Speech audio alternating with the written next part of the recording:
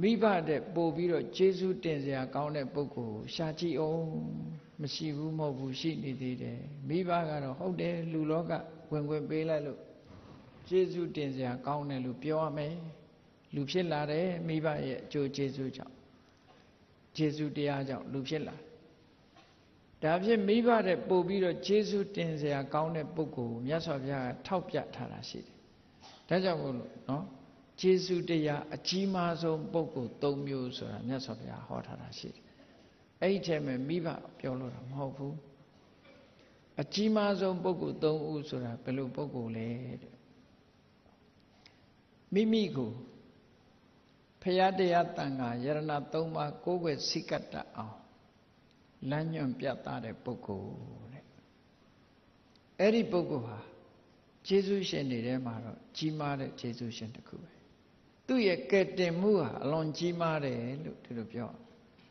အကယ်၍ကိုးကွယ်မှုမှားသွားရင်ဒီပုဂ္ဂိုလ်ဟာဒုက္ခရောက်သွားနိုင်တယ်မှန်ကန်တဲ့ကိုးကွယ်မှုမှန်ကန်တဲ့လမ်းကြောင်းကိုတင်ပေးလိုက်လို့ဘုရားကိုကြည်ညိုတတ်လာတယ်တရားကိုကြည်ညိုတတ်လာတယ်သံဃာကိုကြည်ညိုတတ်လာတယ်ဆိုတဲ့ပုဂ္ဂိုလ်ဟာမြတ်စွာဘုရားဟောတဲ့အတိုင်းယေကေစီဗုဒ္ဓံတရဏံကတာတေနတ္တိဂမိတ်တန္တိအပါယဘူမိဘုရားတရားတန်ခါကိုယ်ဝဲစိတ်ကတဲ့ပုဂ္ဂိုလ်ဟာအပယ်လေးပုံမရောက်ဘူးလို့များစွာကဲအပယ်ကနေကဲတင်ပေးရမကြပြီဘူးလားမိဘကအပယ်ဟာကဲတင်ပေးနိုင်တာမရှိသေးဘူးလေလောကကြီးပဲသူကပြသပေးလိုက်တာပဲရှိဒါမိဘရောဒီထက်ပါလို့မရဘူးလားဆိုရတယ်မိဘတိုင်းတော့မရဘူးနော်မိဘတိုင်းတော့မရမိဘကမိဘကိုယ်တိုင်းကိုကဒီတရားတွေအသက်တတ်နေလို့ရှိရင်ကိုယ်ပဲဝင်တတ်မှာပဲလေဖြစ်နေတယ်ပေါ့နော်အဲ့တော့တရဏဂုံသီလတရဏဂုံ၃ပါးကိုကိုယ်ွယ်စိတ်ကတတ်အောင်လမ်းညွှန်ပြသပေးလို့သူ့ရဲ့ခြေဆုတရားကြောင့်တရဏဂုံတည်တဲ့ပုဂ္ဂိုလ်ဖြစ်ပြီဆိုရင်အဲ့ဒီပုဂ္ဂိုလ်ဟာတရဏဂုံတည်သူဆိုတဲ့ပုဂ္ဂိုလ်ဖို့မှာသူဟာတရဏဂုံတည်အောင်လုပ်ပေးတဲ့ဆရာဟာနော်လမ်းညွှန်ပေးတဲ့ပုဂ္ဂိုလ်ဟာကြီးမားသောကျေးဇူးရှင်တူပဲဖြစ်တယ်ဟောဒီတိုင်းမိဘမပါဘူးနော်ဒါမြတ်စွာဘုရားဒါကိုထောက်ပြတရဏဂုံတည်သွားပြီဆိုရင်အပယ်လေးပုံကလွတ်သွားပြီ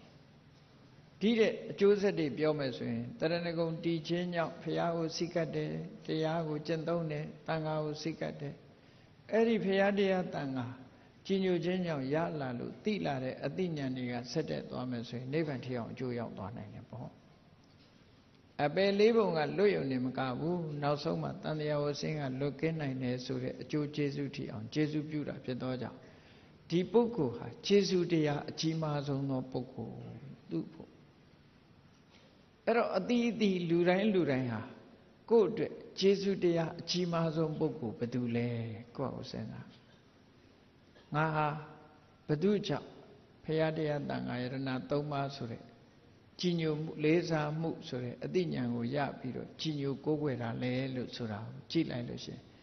အဲ့ဒါလို့ကြည်ညိုကိုးကွယ်တာအောင်ဟောပြောတဲ့ပုဂ္ဂိုလ်ဟာ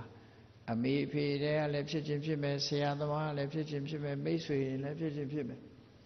ဘယ်သူပဲဖြစ်ဖြစ်တရဏဂုံတည်အောင်သူ့ကိုအကြောင်းပြုပြီးတော့ကိုဟာတရဏဂုံတည်ခဲ့တယ်ဗုဒ္ဓဘာသာစစ်ဖြစ်လာတယ်ဆိုလို့ရှိရင်တော့ဒီပုဂ္ဂိုလ်ဟာကိုယ့်အတွက်အကြီးမားဆုံးသောကျေးဇူးရှင်ကြီးပဲလို့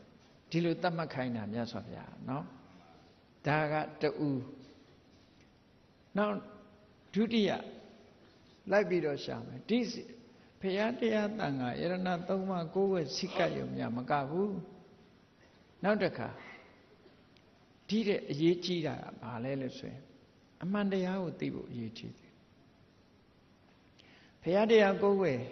ဘုရားတရားတန်ခါယရဏကိုယ်ဝဲစိတ်ကပ်တယ်ဆိုတာလမ်းကြောင်းအမှန်ပေါ်ရောက်ရုံနဲ့ရောက်သေးတယ်သို့သောအမှန်တရားကိုသိမှလမ်းမချော်မှာဖြစ်တယ်ပေါ့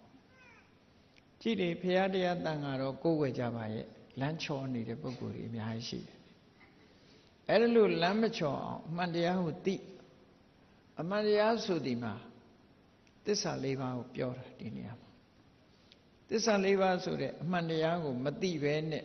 တန်တရားဝကလွတ်တယ်ဆိုတဲ့ပုဂ္ဂိုလ်မရှိဘူးမြတ်စွာဘုရားကိုယ်တိုင်ကနေပြီးတော့ ရဟန်းတော်တွေကိုဆုံးမဟောကြားပေးတာရှိတယ်ဟောဒီသစ္စာလေးပါးကိုမသိလို့တဲ့ငါရောသင်တို့ရောတန်တရားထဲမှာကျင်လည်ခဲ့ရတဲ့ဘဝတွေမြောက်များလှပြီအနမတက်ကတန်တရားတစ်ခွင်မှာဟောဒီသစ္စာလေးပါးကိုမသိလို့တို့တွေကတန်တရားလဲလာခဲ့ရပြီလို့မြတ်စွာဘုရားကဒီလိုဟောတာစတုဏံအရိယသစ္စာနံယထာဘူတံအဋ္ဌတနာသစ္စာလေးပါးကိုအမှန်မမြင်လို့သင်တို့ရောငါရောတန်တရားထဲမှာဆင်းရဲဒုက္ခအမျိုးမျိုးနဲ့ကြုံခဲ့ရတယ်